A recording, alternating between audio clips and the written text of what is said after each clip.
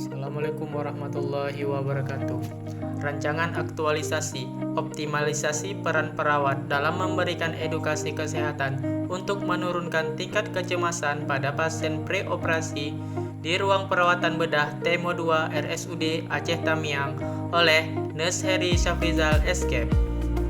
Pendahuluan Undang-Undang Nomor 5 Tahun 2014 tentang ASN. Yang kedua, Peraturan LAN Nomor 1 Tahun 2021, yaitu mengatur tentang pelatihan dasar CPNS dengan employer branding Bangga Melayani Bangsa. Tujuannya memberikan kontribusi dalam meningkatkan kinerja pelayanan kesehatan, memberikan inovasi kepada organisasi sehingga dapat meningkatkan mutu pelayanan organisasi. Manfaatnya yaitu untuk peserta dapat menerapkan nilai-nilai ASN berakhlak. Sedangkan untuk instansi yaitu meningkatkan mutu pelayanan Rumah Sakit Umum Daerah Aceh Tamiang. Sedangkan untuk masyarakat mengurangi tingkat kecemasan pasien preoperasi. Profil RSUD Aceh Tamiang. Pada awalnya tahun 1915, Rumah Sakit Umum Daerah Kabupaten Aceh Tamiang adalah merupakan Rumah Sakit Umum Kuala Simpang peninggalan pemerintah Belanda yang berfungsi sebagai rumah sakit perkebunan. Pada tahun 1974, statusnya berubah menjadi Puskesmas Karangbaru. Sedangkan pada tanggal 2 Februari 2003, Puskesmas Karangbaru mengalami peningkatan status yaitu pelayanan Rumah Sakit Umum Daerah Kabupaten Aceh Tamiang. Dengan visi menjadikan rumah sakit berkualitas dan profesional. Sedangkan misi mewujudkan pelayanan kesehatan yang efektif, meningkatkan kompetensi dan profesionalisme, dan menyediakan sarana dan prasarana yang aman.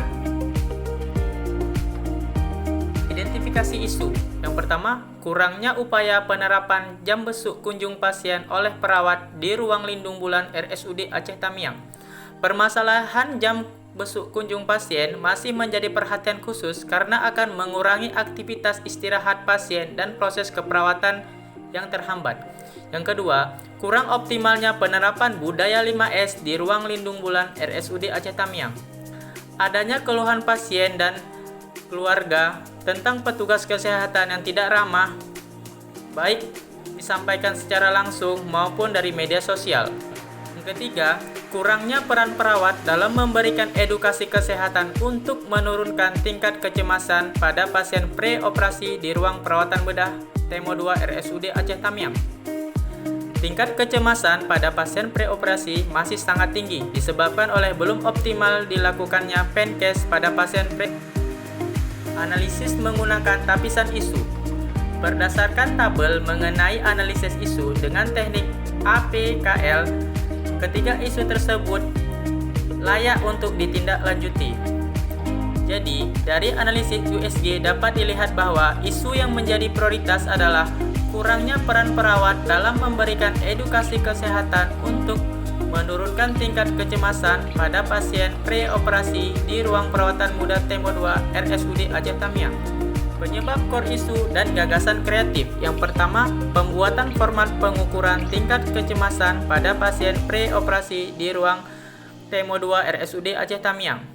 Yang kedua, pembuatan media edukasi berupa leaflet dan banner tentang upaya penurunan kecemasan pasien preoperasi. Yang ketiga, PENKES kepada pasien dan keluarga dengan metode teknik relaksasi yang digunakan serta support system.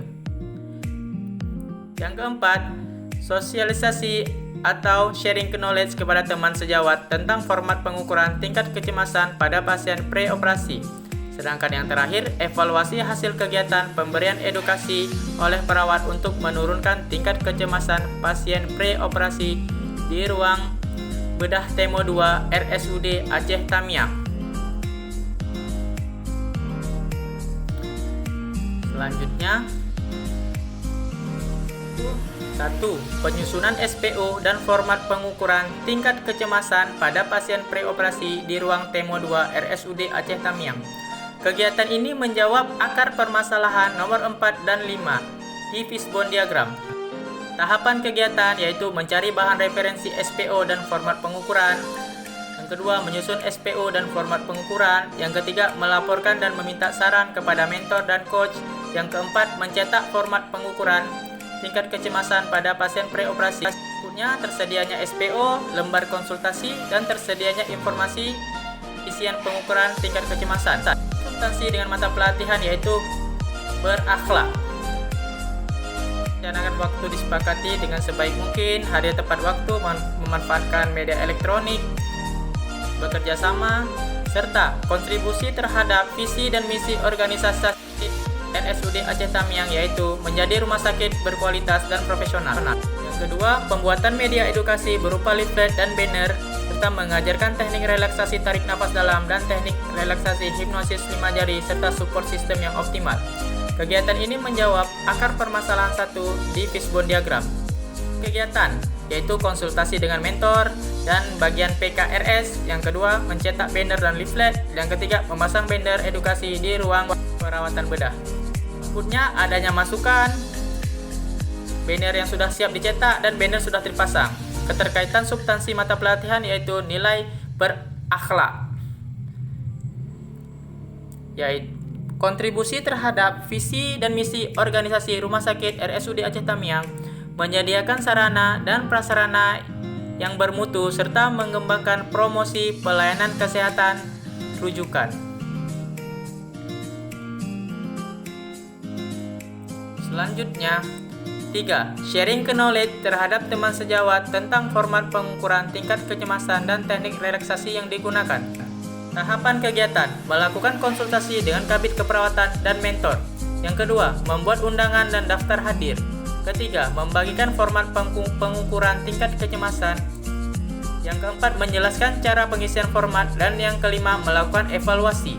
Sedangkan output, adanya masukan dari mentor, undangan dan form hadir, tersebarnya format tingkat kecemasan, dan tersedianya notulensi. Terkaitan substansi mata pelatihan yaitu berakhlak. Semua nilai berakhlak masuk di dalamnya. Kontribusi terhadap visi misi organisasi yaitu meningkatkan kompetensi dan profesionalisme sumber daya manusia yang ada di RSUD Aceh Tamiang. Dan diharapkan terlaksana dengan baik dan mendapatkan evaluasi terbaik. Yang keempat, Penkes kepada pasien dan keluarga menurunkan tingkat kecemasan pasien preoperasi di ruang perawatan bedah. Kegiatan ini menjawab permasalahan 3 di fishbone diagram. Tahapan kegiatan yaitu meminta persetujuan, membuat jadwal, mengukur tingkat kecemasan, dan memberikan edukasi kesehatan kepada pasien dan keluarga dengan melakukan Penkes dengan metode teknik relaksasi napas dalam, teknik relaksasi hipnosis 5 jari, serta support sistem perawat. Outputnya adalah persetujuan izin kepala ruangan, pasien mengerti dan terdistribusinya leaflet pada pasien preoperasi dan terlaksananya Penkes dan dokumentasi. Keterkaitan substansi mata pelatihan yaitu berakhlak. Semua nilai berakhlak masuk dalam kegiatan Penkes pada pasien. Kontribusi terhadap visi misi organisasi mewujudkan pelayanan kesehatan rujukan yang aman, efektif dan efisien melalui standarisasi tata kelola rumah sakit. Yang kelima, evaluasi hasil kegiatan pemberian edukasi kesehatan oleh perawat. Kegiatan ini menjawab permasalahan nomor 2 di fishbone diagram.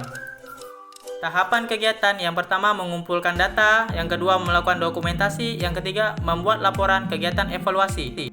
Outputnya itu mengetahui tingkat kecemasan, yang kedua dokumentasi, yang ketiga tersedianya laporan kegiatan. Keterkaitan substansi mata pelatihan yaitu berorientasi pelayanan, akuntabel, kompeten, harmonis, loyal, dan adaptif, dan kolaboratif. Kontribusi terhadap visi dan misi organisasi Rumah Sakit Umum Daerah Kabupaten Aceh Tamiang yaitu menjadi rumah sakit berkualitas dan profesionalisme dalam melayani pasien. Dari evaluasi tersebut diharapkan semua kegiatan terlaksana dan menjadi masukan terbaik kepada pemateri dan mentor. Jadwal kegiatan aktualisasi penyusunan SPO tanggal 11 sampai 14 September, pembuatan media edukasi berupa leaflet tanggal 15 sampai 19 Oktober, knowledge yaitu 20 sampai 27 September, Penkes kepada pasien yaitu 29 Oktober sampai 5 Oktober, evaluasi hasil kegiatan yaitu 6 sampai 11 Oktober. Itulah jadwal kegiatan aktualisasi yang akan saya lakukan. Semoga Semoga berjalan dengan lancar dan tidak ada masalah apapun. Sekian dan terima kasih. Semoga aktualisasi ini bermanfaat bagi saya dan bagi pendengar. Assalamualaikum warahmatullahi wabarakatuh.